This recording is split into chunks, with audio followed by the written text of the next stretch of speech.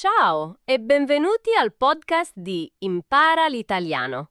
Io sono Giorgia. E io sono Antonio. Ciao a tutti, che piacere avervi di nuovo qui con noi. Antonio, lo sai qual è la domanda che ricevo più spesso dai nostri ascoltatori? Fammi indovinare.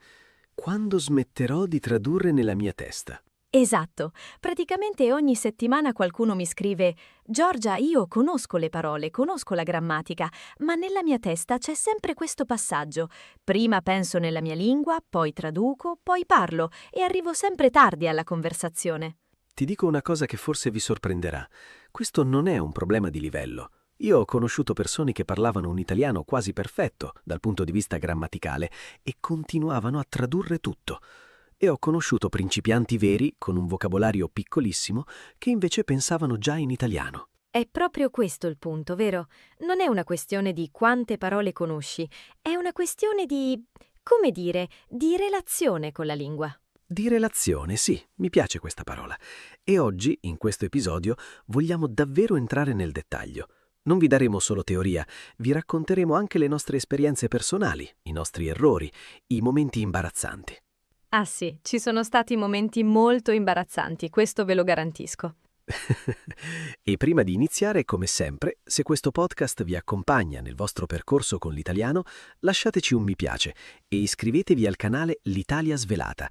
Ci aiuta davvero tanto e ci permette di continuare a creare contenuti per voi ogni settimana. Allora, cominciamo. Antonio, voglio partire da una cosa che dico sempre ai miei studenti. Tradurre nella testa non è pigrizia, non è un difetto, è semplicemente quello che il cervello sa già fare bene. Certo, perché il cervello cerca sempre la strada più sicura e la strada più sicura quando impari una lingua nuova è appoggiarsi a quello che già conosci. Esatto. Immaginate di dover attraversare un fiume. Se c'è un ponte già costruito, perché dovreste nuotare?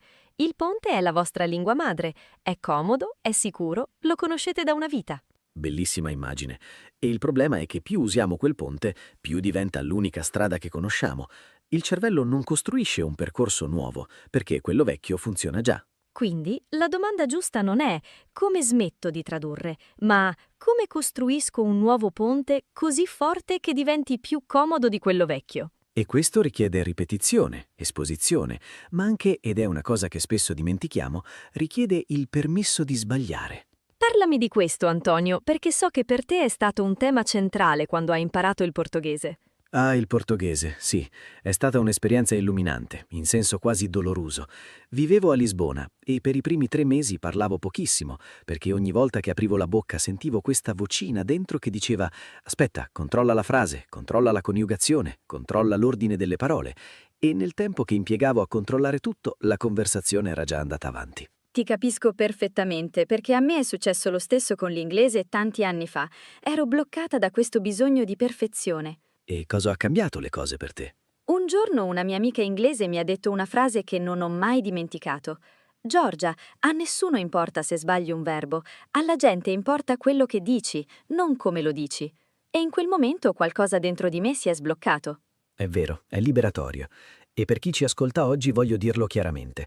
Il vostro obiettivo non è essere perfetti in italiano.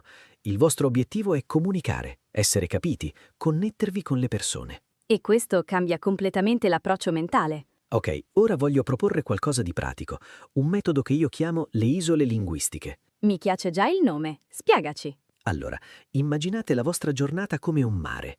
In questo mare di solito nuotate nella vostra lingua madre.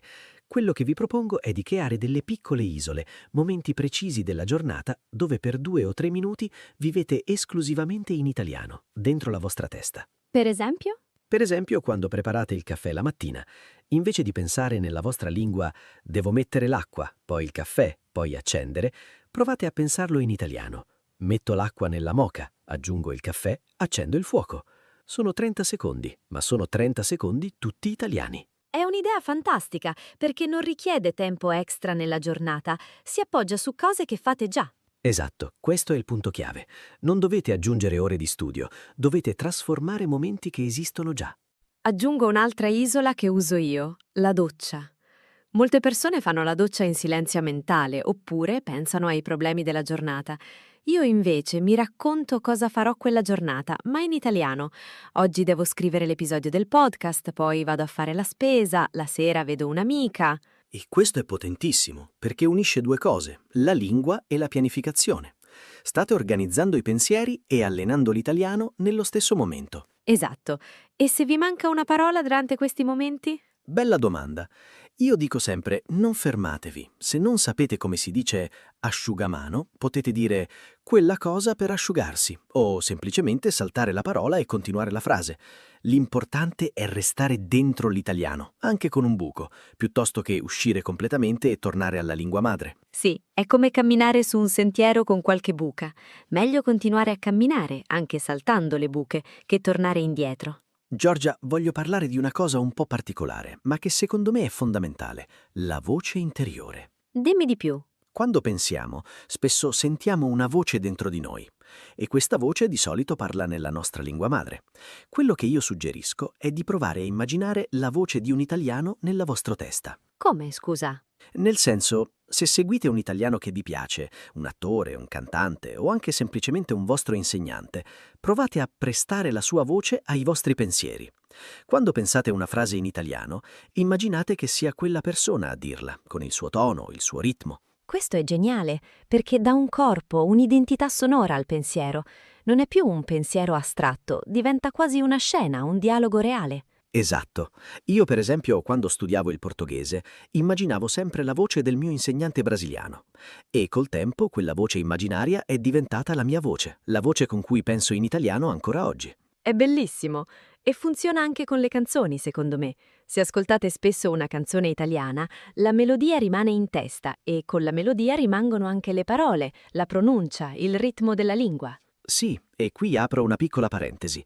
La musica non serve solo per imparare vocabolario, serve per imparare la musicalità della lingua, l'intonazione.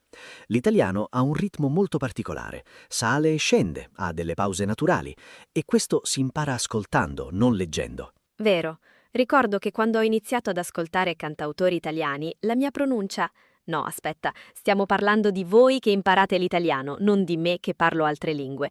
Ma il principio è lo stesso. Ascoltate tanto, lasciate che il ritmo entri dentro di voi, senza sforzo, quasi per assorbimento. Ora voglio affrontare un argomento più delicato, Giorgia, la paura. Sì, credo che sia l'ostacolo più grande della grammatica, più grande del vocabolario. Racconto una storia vera. Un mio studente, si chiamava Klaus, veniva dalla Germania, viveva a Roma da 8 mesi. 8 mesi! E in 8 mesi non aveva praticamente mai parlato italiano fuori dalle lezioni con me. Come mai? Mi disse una frase che non dimenticherò mai. Klaus, io ho paura che gli italiani mi giudichino, ho paura di sembrare stupido. E io gli ho detto, Klaus, pensa a come ti senti tu quando uno straniero prova a parlare la tua lingua, anche male. Ti senti infastidito oppure ti senti toccato, felice che qualcuno faccia questo sforzo per te? E cosa ha risposto? Ha capito subito. Mi ha detto, mi sento felice, mi sento onorato. E gli ho detto, ecco, gli italiani provano la stessa cosa quando tu parli la loro lingua, anche con errori. È un cambio di prospettiva potentissimo, perché noi quando impariamo una lingua immaginiamo sempre un giudice severo dall'altra parte, ma nella maggior parte dei casi chi ci ascolta è semplicemente felice, curioso, gentile. E Klaus cosa ha fatto dopo quella conversazione? Ha iniziato lentamente. La prima settimana ha ordinato un caffè al bar in italiano, senza passare all'inglese quando il barista non capiva subito. La seconda settimana ha fatto una domanda a un vicino. Piccoli passi, ma reali. E questo è il punto fondamentale di oggi, credo. Non serve una trasformazione improvvisa, serve un passo, poi un altro ancora. E dopo un anno Klaus mi ha scritto un messaggio bellissimo. Antonio, oggi ho fatto una battuta in italiano al bar e tutti hanno riso. Non riesco a spiegarti la gioia che ho provato. Che bella storia! E ci mostra che il vero obiettivo non è la perfezione grammaticale, è quel momento, quella connessione umana, quella risata condivisa. Bene, ora vorrei dare ai nostri ascoltatori qualche esercizio concreto da fare questa settimana. Sì, facciamo una lista pratica. Il primo esercizio. Le isole linguistiche di cui abbiamo parlato prima. Scegliete 2 o 3 momenti fissi della giornata, per esempio quando vi lavate i denti o quando camminate verso il lavoro, e in quei momenti pensate esclusivamente in italiano. Secondo esercizio. Il diario vocale. Invece di scrivere, registratevi con il telefono per 1 minuto ogni sera, raccontando la giornata in italiano. Ascoltarvi dopo qualche settimana vi mostrerà quanto siete migliorati e questo è un carburante emotivo incredibile. Terzo esercizio, la regola dei 3 secondi. Quando volete dire qualcosa e non trovate la parola in italiano, datevi 3 secondi per cercare un'alternativa, un sinonimo, una descrizione, prima di arrendervi e tornare alla vostra lingua. Quarto esercizio, e questo mi sta molto a cuore, create un piccolo rituale con una persona immaginaria. Potete chiamarlo come volete, io lo chiamavo il mio amico invisibile. Immaginate di raccontare la vostra giornata a un amico italiano immaginario, con dettagli, emozioni, opinioni. Mi piace tantissimo perché aggiunge un elemento emotivo, non è solo un esercizio meccanico, è quasi una relazione. Esatto. E quinto esercizio, scegliete una canzone italiana questa settimana, ascoltatela almeno 5 volte e provate a cantarla, anche se non capite ogni parola. Perfetto. 5 esercizi semplici, concreti, che potete iniziare oggi stesso, senza bisogno di libri di grammatica o corsi complicati. Prima di chiudere, Antonio, voglio parlare di un ultimo tema, forse il più importante di tutti, la pazienza. Dimmi. Viviamo in un mondo che vuole tutto veloce, immediato, e questo crea un'aspettativa sbagliata anche verso l'apprendimento delle lingue. Le persone pensano, in 3 mesi devo essere fluente, e quando questo non succede si sentono fallite. È verissimo. E la realtà è che il cervello umano ha bisogno di tempo. Non è una questione di intelligenza o di talento, è biologia. Le connessioni neurali si formano con la ripetizione, con il tempo, non con la fretta. E allora la pazienza diventa quasi un atto d'amore verso se stessi. Significa dire, va bene se oggi ho sbagliato, va bene se non ho capito tutto, sto comunque andando avanti. Mi piace molto questa idea. Atto d'amore verso se stessi, perché spesso siamo molto più severi con noi stessi che con gli altri. Se un amico sbagliasse un verbo mentre parla italiano, non lo giudicheremmo mai così duramente come giudichiamo noi stessi. Verissimo. E allora oggi, chiudendo questo episodio, vorrei chiedere a chi ci ascolta di fare una promessa semplice. La promessa di essere gentili con se stessi in questo percorso. Antonio, voglio aprire questa parte con una domanda diretta ai nostri ascoltatori. Quante volte avete evitato di dire una frase intera solo perché non conoscevate una parola? Ah, questo è un classico. Io lo chiamo l'effetto valigia mezza vuota. La gente ha in testa una frase completa, complessa, elegante, e se manca anche solo un pezzo, preferisce non dire niente piuttosto che dire la versione semplificata. Esatto, e questo è un errore enorme, perché in realtà la comunicazione non ha bisogno di eleganza, ha bisogno di chiarezza. Ricordo una mia studentessa, Ingrid, svedese, bravissima con la grammatica sulla carta, ma quando doveva parlare si bloccava perché voleva costruire frasi perfette, con i congiuntivi giusti, i tempi verbali giusti. E cosa gli hai suggerito? Le ho detto, Ingrid, dimentica la frase perfetta, dimmi la versione da bambino di 6 anni. E lei, ridendo, ha detto, io voglio quella cosa rossa lì. Semplice, imperfetta, ma perfettamente comprensibile. Questo è un esercizio fantastico in realtà. Semplificare fino all'osso. Meglio una frase da bambino detta con sicurezza che una frase da professore rimasta bloccata in testa. Esatto, e con il tempo quella frase da bambino diventa naturale e poi piano piano si arricchisce da sola. Ora voglio parlare di qualcosa di controintuitivo, il silenzio come strumento di apprendimento. Interessante, spiegami meglio. Molte persone pensano che per parlare bisogna parlare sempre, il più possibile, senza pause. Ma in realtà esiste una fase, soprattutto all'inizio, in cui il silenzio, cioè l'ascolto puro, senza la pressione di rispondere, è incredibilmente prezioso. Ah sì, questo mi ricorda il periodo silenzioso di cui parlano molti linguisti quando si studia l'acquisizione linguistica nei bambini. Esattamente quello. I bambini, prima di dire la prima parola, ascoltano per mesi, a volte anni. Costruiscono dentro di sé un archivio enorme di suoni, ritmi, strutture, prima ancora di aprire bocca. E noi adulti invece ci sentiamo in colpa se non parliamo subito. Esatto, e questo crea ansia inutile. Il mio consiglio è: concedetevi delle fasi di puro ascolto senza l'obiettivo di rispondere o ripetere. Guardate un video, ascoltate una conversazione tra italiani e semplicemente lasciate che il suono entri, senza sforzo. È come riempire un serbatoio prima di aprire il rubinetto. Bellissima immagine. E poi quando il serbatoio è pieno, le parole iniziano a uscire da sole, con molta più naturalezza. Giorgia, parliamo di un argomento che amo tantissimo, le espressioni idiomatiche. Oh sì, questo è dove la lingua diventa davvero viva. Esatto, perché quando iniziate a pensare non solo con parole singole, ma con espressioni intere, tipiche italiane, il vostro cervello fa un salto enorme verso il pensiero nativo. Facciamo qualche esempio pratico per chi ci ascolta.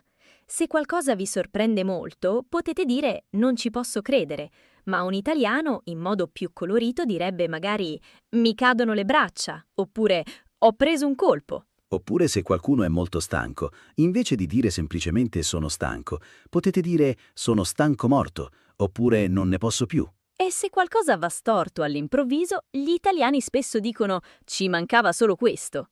Il consiglio pratico qui è, ogni settimana, imparate 2 o 3 espressioni idiomatiche, non parole isolate, ma intere frasi fatte, e provate a usarle nei vostri pensieri quotidiani, nelle vostre isole linguistiche di cui parlavamo prima. Perché queste espressioni non si traducono, si sentono. E quando iniziate a pensarle direttamente in italiano, senza passare dalla vostra lingua, è lì che sentite davvero il cambiamento. Antonio, voglio raccontare una cosa personale, un momento che per me è stato una specie di traguardo simbolico. Dimmi, sono curioso. Quando studiavo inglese, dopo circa un anno di full immersion, una notte ho fatto un sogno completamente in inglese.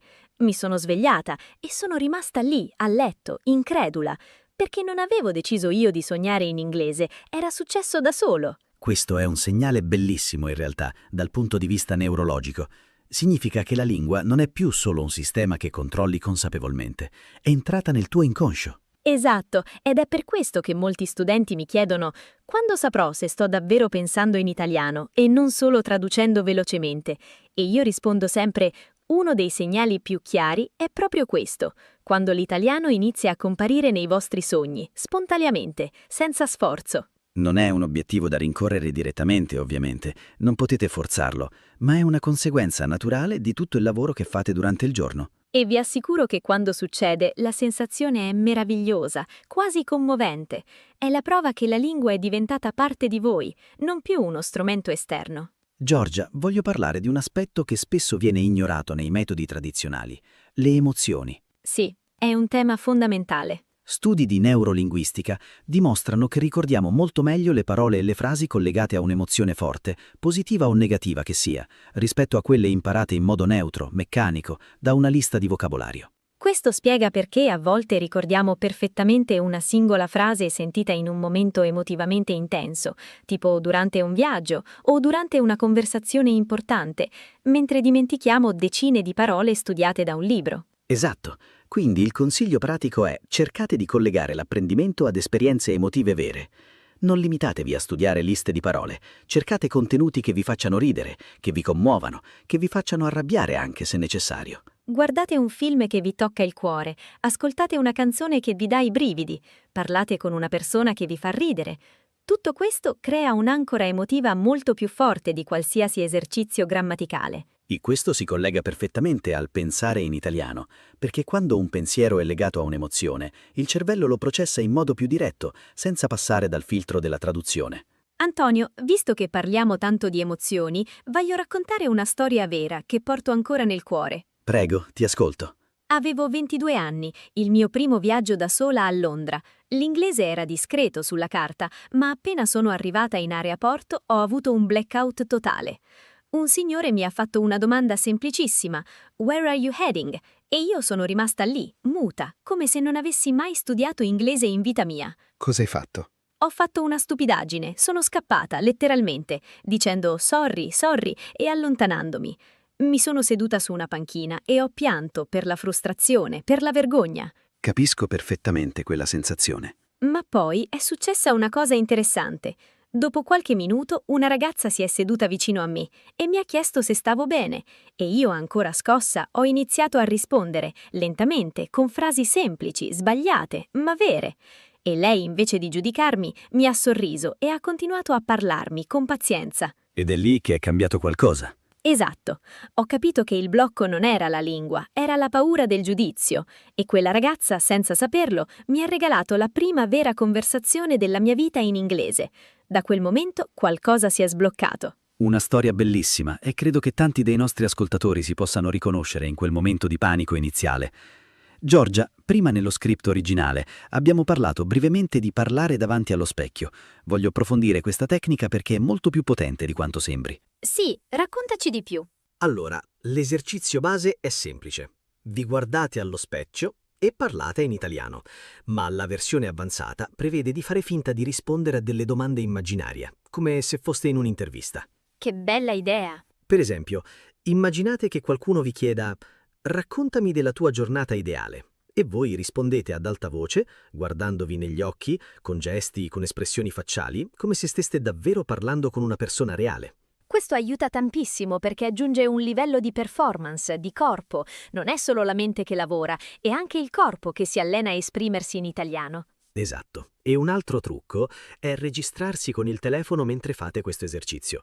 All'inizio può sembrare imbarazzante, ma dopo qualche settimana guardare i vostri video passati vi mostrerà quanto siete migliorati e questo è incredibilmente motivante. Il consiglio è farlo per 5 minuti, 3 volte a settimana, scegliendo domande diverse ogni volta. La vostra infanzia, i vostri sogni, il vostro lavoro, i vostri hobby. Antonio, voglio parlare di un fenomeno che frustra tantissimo gli studenti, gli errori fossilizzati. Ah sì, quegli errori che ripetiamo per anni, anche quando conosciamo perfettamente la regola giusta. Esatto. Per esempio, molti studenti confondono sapere e conoscere, oppure sbagliano sempre l'uso delle preposizioni con i verbi, come penso a invece di penso di. E la cosa strana è che spesso questi studenti, se gli chiedi la regola teorica, la sanno perfettamente, ma nel momento della conversazione spontanea l'errore esce comunque, in automatico. Questo succede perché l'errore si è fossilizzato nel cervello, come abitudine automatica, prima ancora di conoscere la regola corretta. E cambiare un'abitudine automatica è molto più difficile che imparare qualcosa di nuovo da zero. Cosa consigli per correggere questi errori radicati? Il metodo più efficace, secondo la mia esperienza, è isolare un solo errore alla volta, non 10 insieme, e ripetere consapevolmente la versione corretta, ad alta voce, in tante frasi diverse, per almeno 2 settimane consecutive. Non basta capire l'errore, bisogna ricostruire fisicamente un nuovo automatismo. Quindi pazienza e ripetizione mirata, ancora una volta. Esatto, sempre gli stessi ingredienti, applicati con precisione chirurgica su un problema specifico. Cambiamo argomento, Giorgia.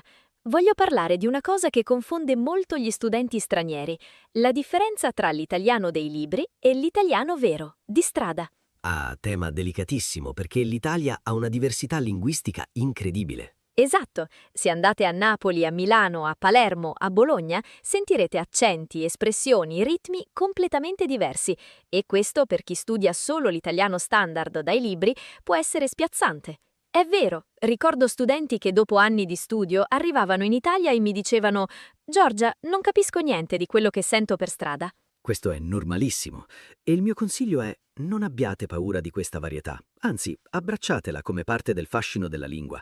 Ascoltate contenuti da regioni diverse, non solo italiano o da telegiornale. E imparate anche qualche espressione regionale, con leggerezza, senza l'obbligo di padroneggiarla, ma per allenare l'orecchio alla varietà reale della lingua. Per esempio, a Roma sentirete spesso AO, un'esclamazione tipica romana. A Napoli l'espressione jamme, per dire andiamo. A Milano un ritmo più veloce, più diretto.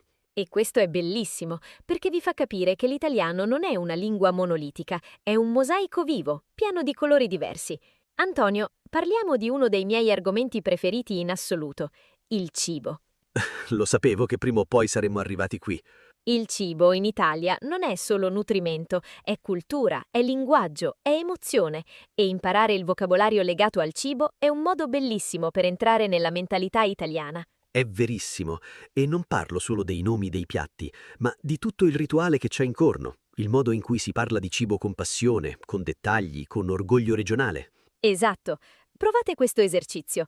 La prossima volta che cucinate qualcosa, anche il piatto più semplice, raccontatevelo mentalmente in italiano, passo dopo passo, come se steste facendo un video di cucina. Prendo la pasta, metto l'acqua a bollire, aggiungo il sale. E aggiungerei, guardate video di cucina italiana, non tanto per le ricette in sé, ma per il modo di parlare, l'entusiasmo, le espressioni tipiche come una meraviglia, una favola, da leccarsi i baffi. Da leccarsi i baffi. Questa espressione mi fa sempre sorridere. E se avete la possibilità, andate al mercato, parlate con i venditori, chiedete consigli su come cucinare qualcosa. Sono conversazioni brevi, semplici, ma piene di vocabolario reale e di calore umano. Giorgia, viviamo in un'epoca in cui abbiamo strumenti che 20 anni fa sembravano fantascienza. Voglio parlare del ruolo della tecnologia e in particolare dell'intelligenza artificiale nell'allenare il pensiero in italiano. Sì, questo è un tema molto attuale. Oggi potete avere una conversazione scritta o vocale con un assistente basato su intelligenza artificiale in qualsiasi momento della giornata, senza l'ansia di essere giudicati da una persona reale. Questo è uno strumento potentissimo per fare pratica a bassa pressione. È vero, e aggiungerei che potete chiedere di correggere le vostre frasi, di spiegarvi un'espressione, di simulare una conversazione al ristorante o dal medico, tutto in totale sicurezza, senza paura di sbagliare davanti a qualcuno. Ovviamente questo non sostituisce la conversazione umana reale, con le sue emozioni, le sue pause, la sua imperfezione, ma come strumento di allenamento quotidiano a bassa pressione è davvero prezioso. Il mio consiglio è: usatelo come un trampolino di lancio, fate pratica con la tecnologia per costruire sicurezza e poi portate quella sicurezza nelle conversazioni reali, con persone vere. Esatto, la tecnologia deve essere un ponte verso la vita reale, non un sostituto di essa. Giorgia, voglio parlare di un elemento che spesso viene sottovalutato: la lettura ad alta voce. Sì, questo è un esercizio che io stesso pratico ancora oggi con le lingue che sto imparando. Spiegaci il motivo. Quando leggiamo in silenzio, il cervello può barare un po', può riconoscere le parole senza davvero processarle a fondo, ma quando leggiamo ad alta voce siamo costretti a pronunciare ogni parola, a rispettare il ritmo, l'intonazione, le pause. È come una palestra completa per la lingua. Allena la pronuncia, la fluidità, la comprensione e anche l'orecchio, perché vi sentite parlare mentre leggete. Il consiglio pratico è: scegliete un testo semplice, un articolo breve, una favola, un dialogo di un libro per principianti e leggetelo ad alta voce ogni giorno per 5 o 10 minuti. E se possibile, registratevi mentre leggete. Dopo qualche settimana ascoltate le vostre registrazioni precedenti e sentirete la differenza nella scorrevolezza, nella sicurezza della voce. Un piccolo trucco in più: scegliete testi che parlano di argomenti che vi appassionano davvero. Se amate lo sport, leggete articoli sportivi. Se amate la cucina, leggete ricette. La motivazione personale rende l'esercizio molto più efficace. Giorgia, voglio parlare di un elemento che spesso viene sottovalutato: la community. Sì, imparare una lingua da soli è molto più difficile che farlo insieme ad altre persone. Esatto, quando siete parte di un gruppo, anche piccolo, di persone che stanno imparando l'italiano come voi, si crea una motivazione condivisa, un senso di appartenenza che è incredibilmente potente. Ci sono tanti gruppi online, community, chat, dove le persone si scambiano consigli, si fanno coraggio a vicenda, condividono le loro piccole vittorie quotidiane. E il bello è che non dovete essere già bravi per partecipare. Anzi, condividere le difficoltà con altri che stanno vivendo lo stesso percorso è terapeutico, vi fa sentire meno soli nella fatica. Il mio consiglio, per chi ci ascolta oggi: cercate una community, un gruppo di scambio linguistico anche solo online e partecipate attivamente, non solo come osservatori silenziosi. E se avete il coraggio, organizzate voi stessi un piccolo incontro anche virtuale con altre persone che studiano italiano. A volte basta un piccolo passo per creare qualcosa di molto prezioso. E ricordate, la community dell'Italia Svelata è sempre aperta a voi. Nei commenti condividete le vostre esperienze, create connessioni tra di voi. Antonio, voglio parlare di un momento molto comune ma poco discusso: il plateau, cioè quella fase in cui sembra che non si stia più migliorando, nonostante lo studio continuo. Ah, questo è un momento delicatissimo. Molte persone abbandonano proprio in questa fase. Esatto, perché all'inizio i progressi sono rapidi, evidenti, motivanti, ma dopo qualche mese la curva si appiattisce e sembra di essere bloccati, fermi. In realtà, dal punto di vista neurologico, il cervello sta comunque lavorando, sta consolidando, sta rafforzando connessioni già esistenti, anche se questo non si vede immediatamente all'esterno. È come allenarsi in palestra. I primi mesi si vedono cambiamenti evidenti nel corpo, ma poi arriva una fase di stallo apparente, anche se dentro i muscoli continuano a rafforzarsi, in modo meno visibile. E il consiglio più importante in questa fase è: non cambiate metodo ogni 2 settimane per frustrazione. Spesso le persone durante il plateau iniziano a saltare da un metodo all'altro, disperdendo energie. Meglio scegliere un metodo solido, restare fedeli ad esso e fidarsi del processo, anche quando non si vedono risultati immediati. Il plateau alla fine è solo una fase, non è una destinazione permanente.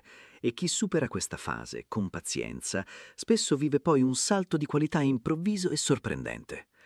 Voglio raccontare un aneddoto personale, questa volta legato al mio lavoro di insegnante. Prego, raccontaci. Avevo uno studente americano, David, che lavorava spesso in viaggio per lavoro. Un giorno mi ha scritto un messaggio pieno di entusiasmo. Era andato a cena in un ristorante italiano, a New York, gestito da una famiglia siciliana, e aveva deciso di ordinare tutto in italiano, senza passare all'inglese. Che coraggio! Esatto. E mi ha raccontato che il proprietario del ristorante, sentendolo parlare italiano, si è illuminato completamente, ha chiamato la moglie dalla cucina e per i 20 minuti successivi hanno chiacchierato insieme, ridendo, scherzando, parlando della Sicilia, della famiglia di David che aveva origini italiane lontane. Che momento bellissimo! David mi ha scritto: Antonio, per la prima volta ho sentito che l'italiano non era solo una materia da studiare, era una chiave che apriva una porta verso persone vere, verso storie vere. Ed è proprio questo il senso profondo di tutto il lavoro che facciamo. Non impariamo l'italiano solo per superare un esame o per un obiettivo astratto. Lo impariamo per aprire porte umane, per creare connessioni che altrimenti non esisterebbero. Ogni volta che uno studente mi racconta un momento simile, mi ricordo perché faccio questo lavoro con tanta passione. Antonio, voglio approfondire un concetto che secondo me è essenziale. Non si può davvero pensare in italiano senza capire almeno un po' la cultura italiana. Assolutamente d'accordo. La lingua e la cultura sono due facce della stessa medaglia. Per esempio, il concetto di tempo in Italia è diverso rispetto a molte altre culture. Il famoso 5 minuti italiano, che in realtà può significare 20-30 minuti, fa parte del modo di vivere e si riflette anche nel linguaggio. Vero?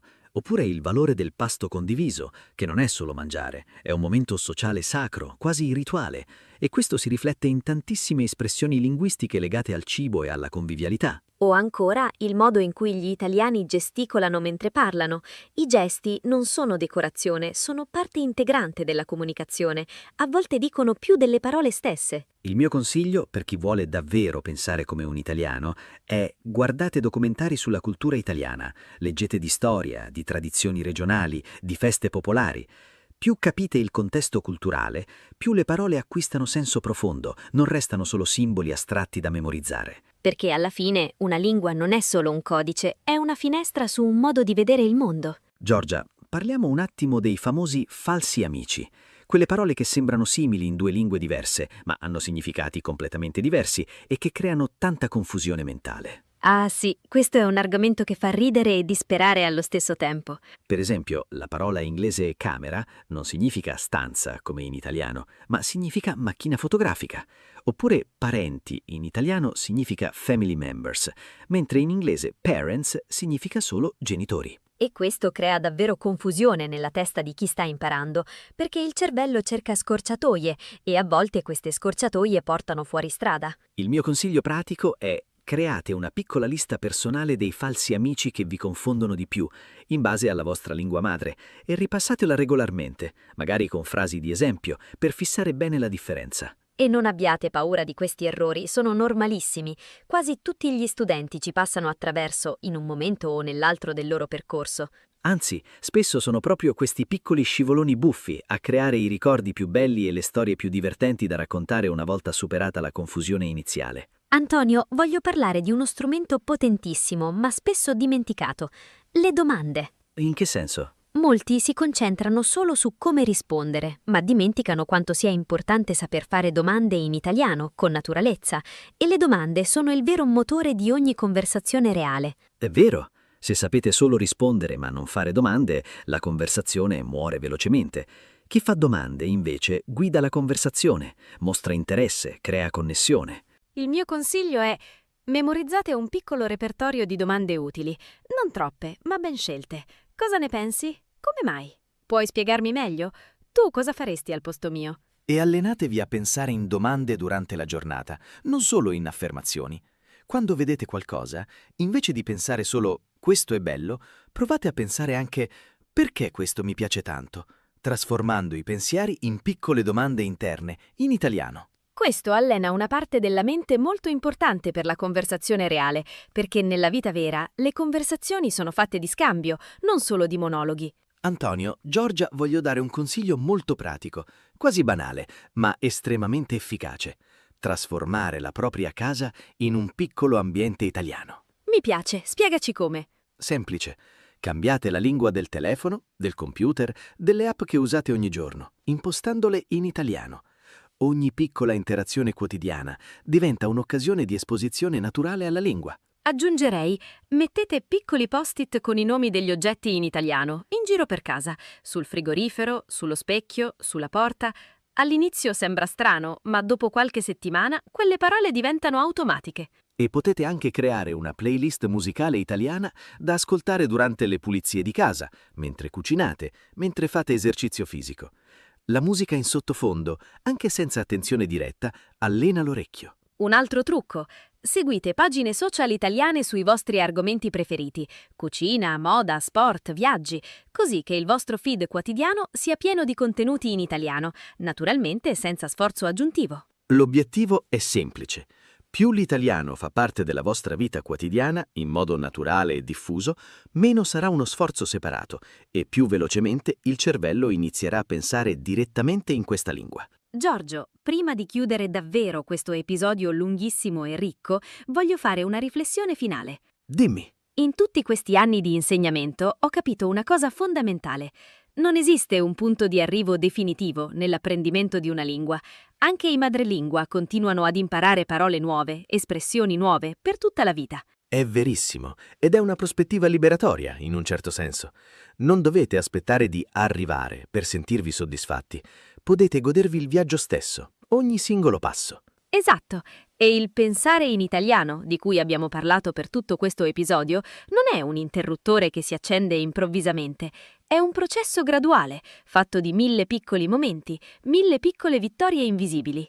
E ogni volta che pensate una singola frase in italiano, senza tradurre, anche solo per un secondo, state costruendo qualcosa di reale, di duraturo dentro la vostra mente. Quindi il messaggio che vogliamo lasciarvi oggi è: siate pazienti con voi stessi, celebrate i piccoli progressi e godetevi ogni fase di questo bellissimo viaggio linguistico e culturale. Bene, siamo davvero arrivati alla fine di questo episodio speciale, molto più lungo del solito, ma pieno di spunti pratici e di storie vere. È stato bellissimo condividere con voi tutte queste riflessioni, questi esercizi, questi aneddoti personali.